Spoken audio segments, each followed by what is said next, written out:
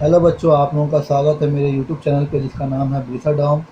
आज मैं फिर आप लोगों के सामने पिछली चैप्टर जो मैंने आप लोगों को बताया था सिंपल इंटरेस्ट, उसी का जो एप्लीकेशन कुछ बचा हुआ था, तो मैं उस एप्लीकेशन को आज के क्लास में आप लोगों को समझाऊंगा। आप लोगों को उम्मीद करता हूँ आप लोगों को वो वीडियो बहुत पसंद आया होगा। चलिए मैं शुरू करता हूँ। तो एप्लीकेशन 30 में यहाँ पे क्या लिखा गया, क्या पूछा गया, ये आप लोग पहले समझ लिए। मैंने आप लोगों को पिछले क्लास में ये बताया है कि सबसे पहले क्वेश्चन को समझना ज़्यादा ज़रूरी है। Bimal Kaku deposited ₹1,87,500 for his son of 12 years of age and daughter of 14 years of age in the bank at the rate of simple interest 5% per annum in such a way that both of them will get equal principal at their 18 years of age. Let us calculate the money he had deposited in the bank for each of his son and daughter. तो आप लोगों को ये मैंने question पढ़ के बता दिया। क्वेश्चन अब पढ़ लेने के बाद में क्वेश्चन को समझने के लिए हम लोगों को ब्रेक कर दो, क्वेश्चन को पूरा पढ़ना पड़ेगा। तो चलिए फिर से एक बार क्वेश्चन को पढ़ते हैं। Bimal Kaku deposited 1,87,500 for his सन।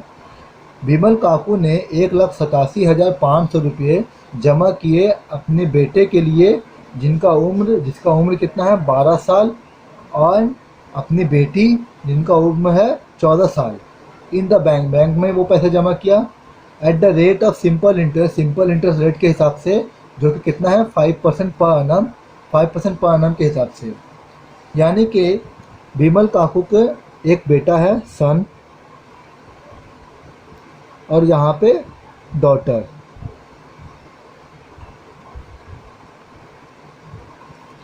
तो पैसा जमा कितना किया गया है 1,87,500। सवाल में ये बताया गया कि 1,87,500 रुपये जमा किया गया है अपने बेटा और बेटी के लिए, जिसमें बेटी का एज है 14 ईयर्स और बेटा का एज है 12 ईयर्स। और कितना रेट ऑफ इंटरेस्ट पे 5% रेट ऑफ इंटरेस्ट पे ये बता दिया गया है। लेकिन यहाँ पे बोला गया है इन सच अ वे, इस तरह से पैसे को जमा किया गया है बैंक अकाउंट में, इस तरह से बैंक अकाउंट में जमा किया गया है दैट बोथ ऑफ देम, उन दोनों को विल गेट इक्वल प्रिंसिपल, दोनों को प्रिंसिपल बराबर मिलेगा। यानी कि दोनों का ही प्रिंसिपल जो होगा वो सेम होगा at their age 18 years. 18 years पे जब वो लोग पहुंच जाएंगे तो दोनों का प्रिंसिपल बराबर हो जाएगा। इसका क्या मतलब है? इसका मतलब है कि जो पैसा हम लोग जमा करेंगे इसके अकाउंट में और जो पैसे जमा करेंगे इसके अकाउंट में, वो हम लोगों का कहलाएगा प्रिंसिपल, जो कि हम लोगों को दिया हुआ नहीं है। ठीक है।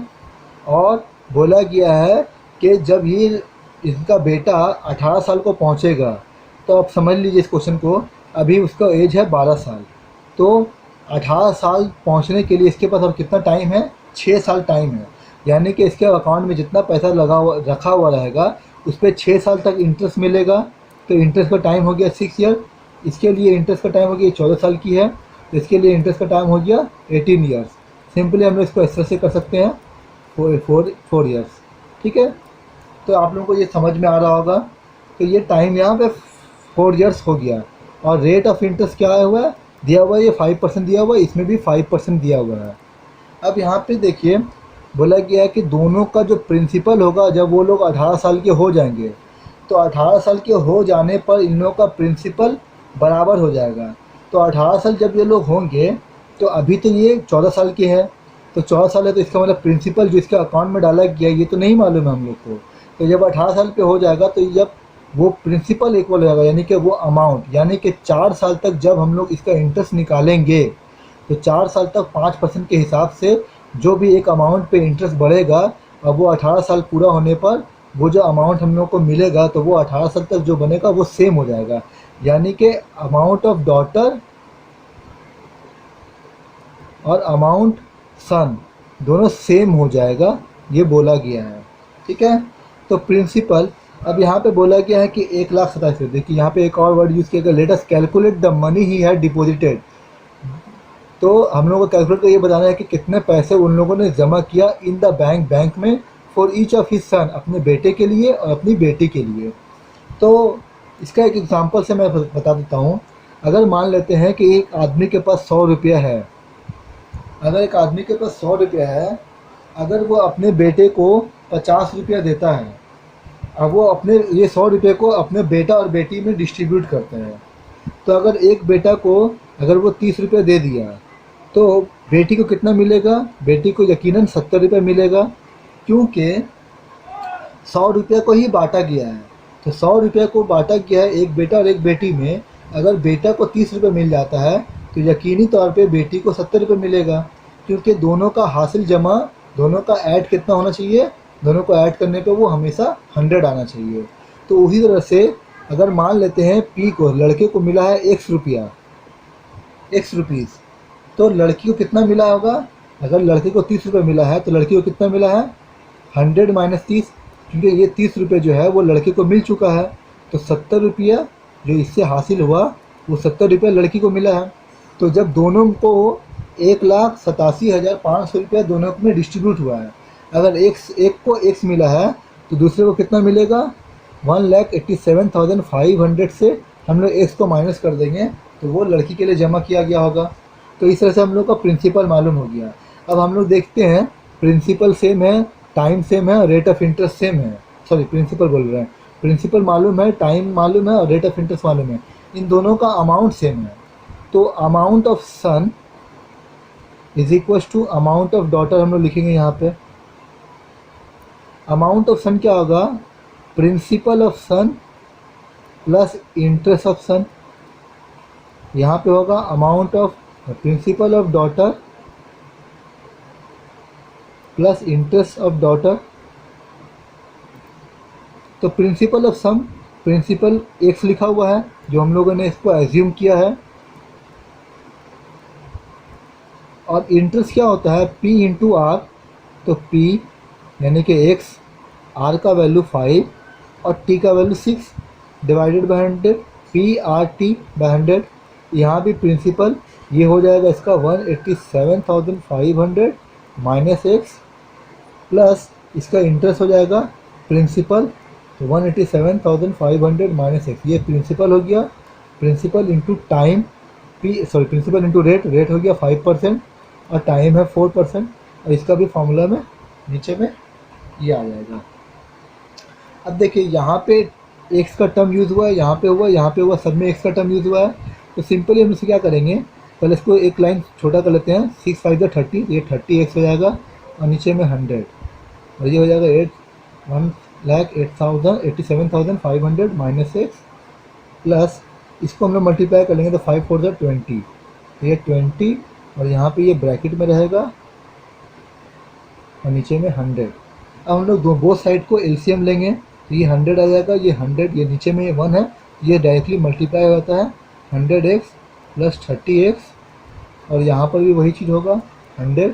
तो ये 100 इससे मल्टीप्लाई हो जाएगा तो 100 into 187,500 minus x plus 20 into 1,87,500 minus x।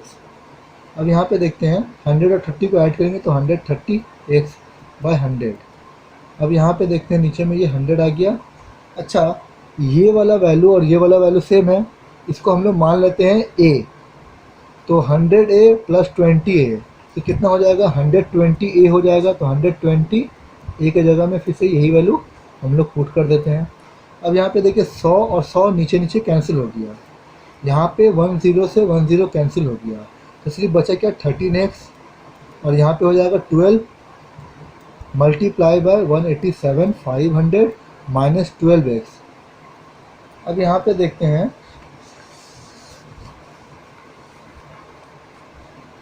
देखिए यहाँ पे 13x, ये जहाँ पे x का वैल्यू है, इस x का वैल्यू को इस तरफ लेके चले जाएंगे तो ये प्लस 12x हो जाएगा। देखिए हम लोग चाह रहे हैं तो इसको मल्टीप्लाई कर सकते हैं, लेकिन मल्टीप्लाई इस केस में नहीं करेंगे क्योंकि हमको अल्टीमेटली तो इसको कैंसिल आउट करना ही है।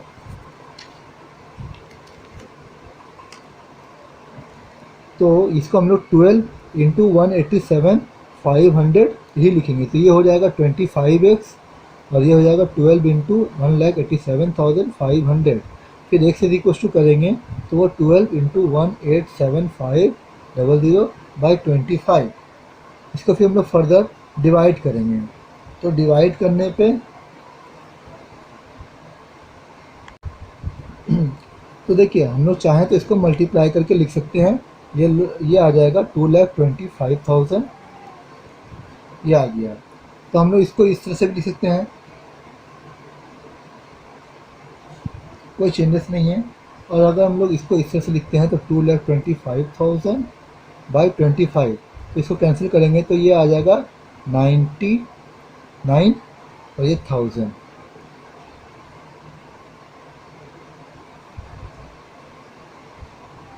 तो यहाँ पे एक ज़ीरो मैंने मिस कर दिया, ये आ जाएगा 90,000। तो इसका क्या मतलब हुआ, 90,000 उसने बिमल काकू ने 90,000 सिर्फ अपने बेटे के लिए जमा किया। तो बेटी के लिए कितना जमा किया है, तो Bimal Kaku deposited money for his son is equal to 90,000 for his daughter. Daughter के लिए क्या हो जाएगा, टोटल कितना था, 1,87,000, 1,87,500। उसमें से माइनस कर देंगे, वो एक्स था, तो 1,87,500 माइनस 90,000, तो ये आ जाएगा 97,500।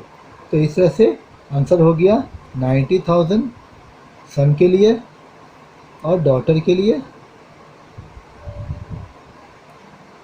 97,500। ये इसका कंप्लीट आंसर होगा।